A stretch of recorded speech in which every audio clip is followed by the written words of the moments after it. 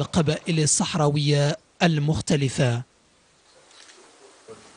اجتمعنا اليوم مع مبعوث الشخصي السيد روس الأمين العام، واجتمعنا معه كشيوخ وكمنتخبين وكأعيان المدينة الصحراء.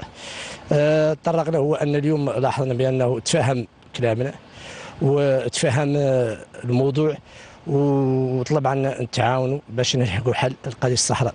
الحل هو حكم ذاتي إن شاء الله، وإحنا هذا هو اللي نراوه وهذا هو القابلين، شيء ثاني ما لا قابلين.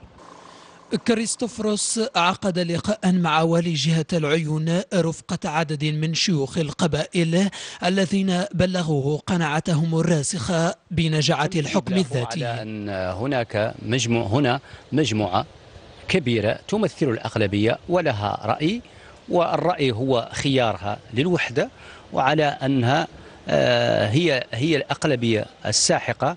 ونطلبه من الأمة وطلبنا منه كمبعوث شخصي للأمين العام على أنه يأخذ هذه النقطة وهذا الرأي بعين الاعتبار، وفعلا كان تجاوب معانا في هذا الموضوع وتفهموا. كان لقاء متميزا مع السيد روس، حاولنا أن نشرح له من موقعنا كممثلين شرعيين للساكنة. مرينا عبر صناديق الاقتراع، وبالتالي يحق لنا التحدث فيما يخص القضية الوطنية، أن نبلغه خيارنا الوحدوي واندماجنا التام وقناعتنا بمشروع الحكم الذاتي الذي شاركنا في بلورته. وسيتوجه المبعوث الأممي غدا إلى